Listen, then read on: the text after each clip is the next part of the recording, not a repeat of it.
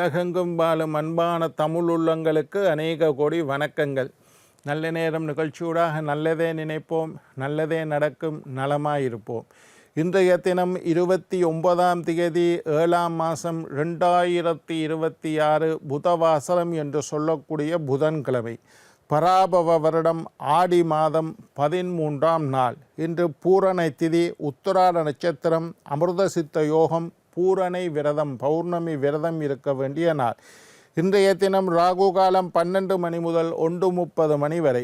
இன்றைய தினம் யமகண்டம் 7:30 மணி முதல் 9 மணி வரை. இன்றைய தினம் நல்ல நேரம் 4:30 மணி முதல் 6 மணி வரை. இன்றைய தினம் குளிகன் நேரம் 10:30 மணி முதல் 12 மணி வரை. இன்றைய தினம் திருவாதிரை புனர்பூஷ நட்சத்திரக்காரர்களுக்கு சந்திராஷ்டம தினம். திருவாதிரை புனர்பூஷ நட்சத்திரத்துக்கு சந்திராஷ்டம தினம். சூலம் வடக்கு. என் வாழ்க்கை பயணத்தின் ராணி நானே, ராணி சந்தனம், ராணி போல் பிரகாசிக்க. பரிகாரம் பால். என்ன நேர்களே, வாருங்கள் இனி இன்றைய தினத்திற்குண்டான ராசி பலன்களை பார்க்கலாம்.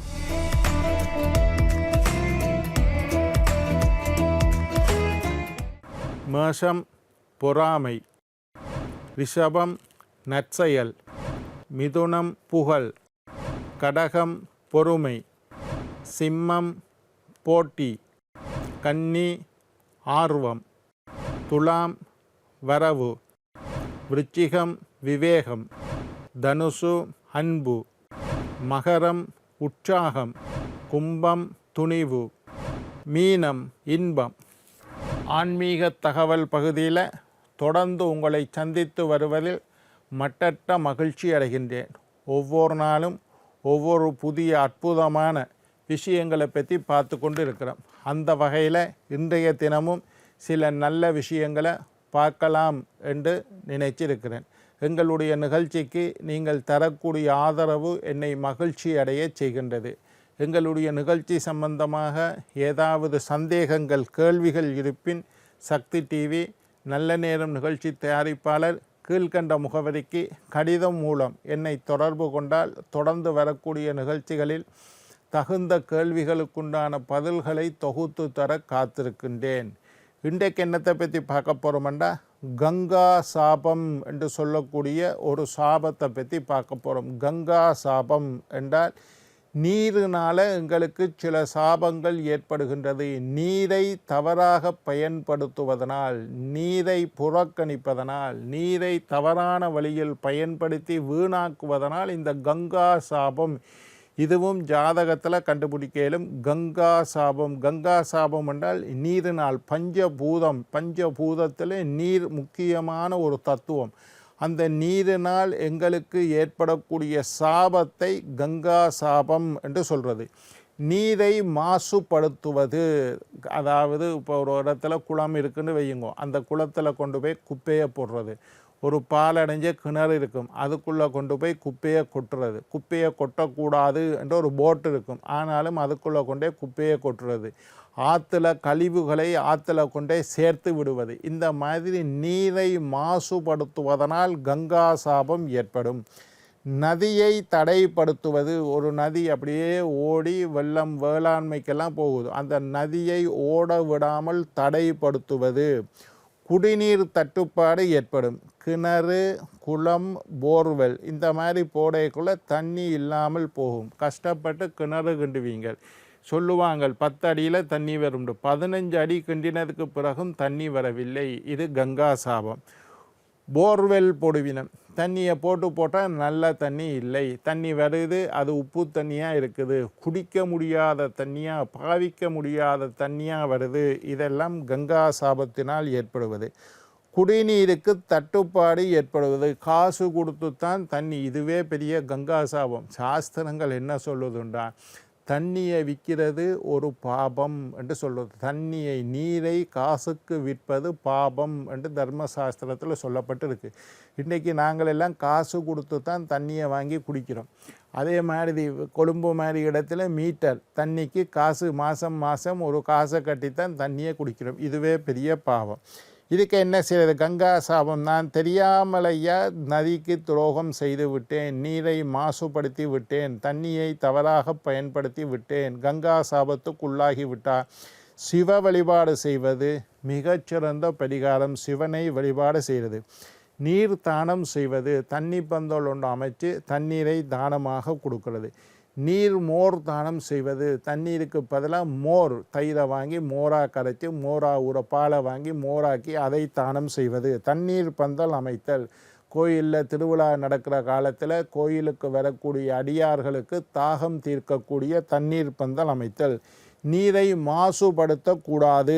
தண்ணீரை காசு கொடுத்து வாங்கும் நிலை ஏன் ஏற்பட்டதென்றால் தண்ணீரை பற்றி நாங்கள் கவலை இல்லாமல் நிலத்தடி நீரையெல்லாம் தோண்டி எடுத்து தண்ணீருக்கு பெரிய தட்டுப்பாடு. இப்பயே இன்னும் ஒரு 100 வருஷத்துக்கு பிறகு பூமிக்கு அடியிலே நீர் இல்லாமல் போய்விடும். கடல் நீரைத்தான் சுத்தப்படுத்தி குடிக்க வேண்டிய நிலைமை. சவுதி, குவைட், அரபு கண்ட்ரியில் நடக்கிற மாதிரி நாங்களும் கடல் நீரை சுத்தப்படுத்தி குடிக்க வேண்டிய ஒரு சூழ்நிலைக்கு உள்ளாகுவோம். என்னென்னா நீருக்கு தட்டுப்பாடு வந்துடும். கங்கா சாபம் என்பது இதைத்தான். தண்ணீரை பூமிக்கு அடியில் இருக்கிற தண்ணியெல்லாம் தேவைக்கு அதிகமாக எடுத்தமாக இருந்தால் தண்ணீரில் வராது. இது ஒரு விஷயம்.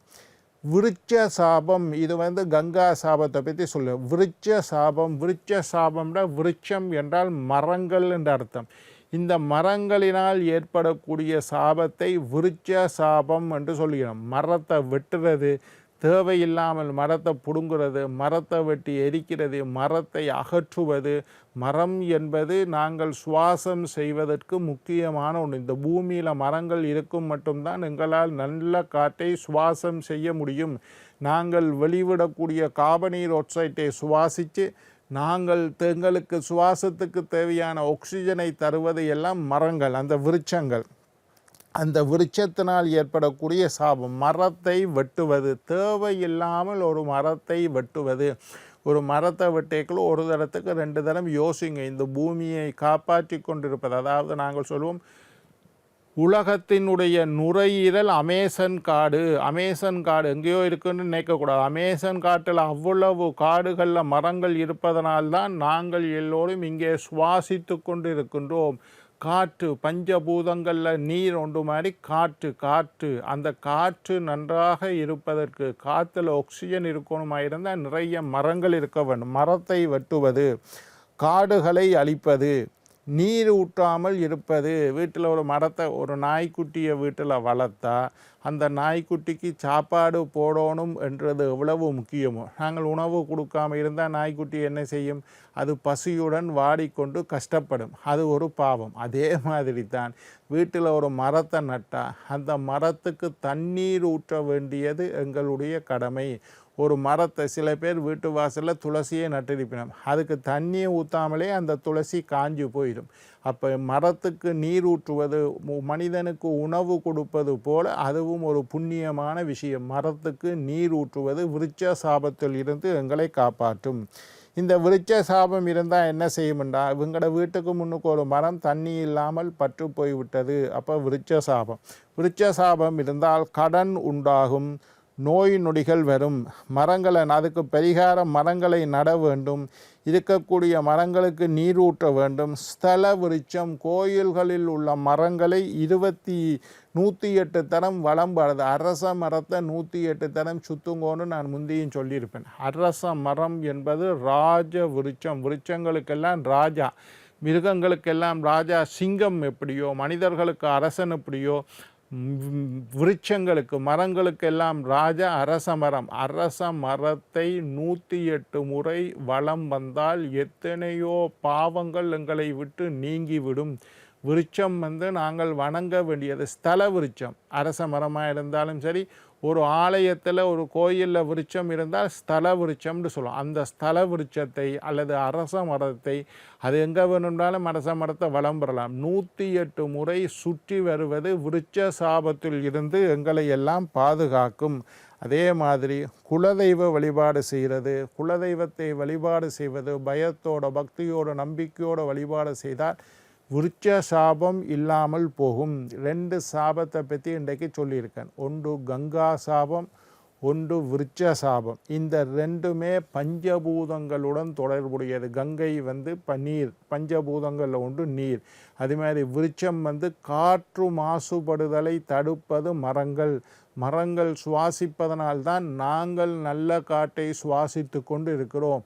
மரமே இல்லை, பாலைவனம்னா நல்ல காற்று அங்கே கிடைக்காது. சுத்தமான சுவாசிக்கக்கூடிய ஆக்சிஜன் நிறைந்த காற்று எங்களுக்கு வேண்டுமாக இருந்தால் நிறைய மரங்கள் இருக்க வேண்டும். அந்த மரங்கள் இருந்தால்தான் மழை பெய்யும் என்பதை தெரிந்து கொள்ளுங்கள். நீர், நிலத்துக்கு கீழே நீர் இருக்கணுமா இருந்தால் மரம் இருக்க வேண்டும். எத்தனையோ காகம், பறவைகள் எல்லாம் மரத்தில் வாழுகின்றன. எத்தனையோ புழுக்களுக்கெல்லாம் மரம் இரையாகின்றது. எத்தனையோ ஜீவன்களை மரம் வாழ வைத்து கொண்டிருக்கின்றது. மரம் என்பது சாதாரண விஷயம் இல்லை. தேவையில்லாமல் மரத்தை துன்புறுத்துவது, மரத்தில் போய் ஒரு ஆணி அடிக்கிறது, அதை வெட்டுறது, காடுகளை அழிப்பது எல்லாம் விருட்ச சாபத்தை ஏற்படுத்தும். என்ன நேயர்களே, விருட்ச சாபம் என்பது ஒரு மோசமான சாபம். அந்த சாபம் எங்களோட வீட்டுக்கு முன்னுக்கு ஒரு மரம் தண்ணி இல்லாமல் பட்டு போனால் அந்த சாபம் எங்களை பாதிக்கும்.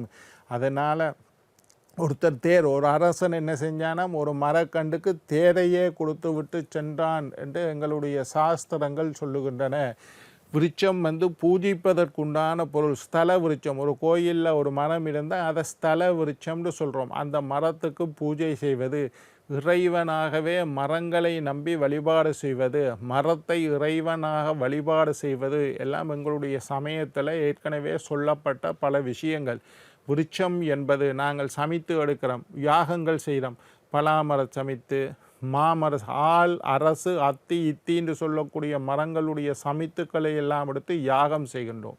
என்ன நேர்களே, நாளை மற்றொரு நிகழ்ச்சியில் உங்களை சந்திக்கும் வரை உங்களிடம் விடைபெறுவது உங்கள் ஜோதிட சித்தர் டாக்டர் ராஜராஜ குருக்கள்.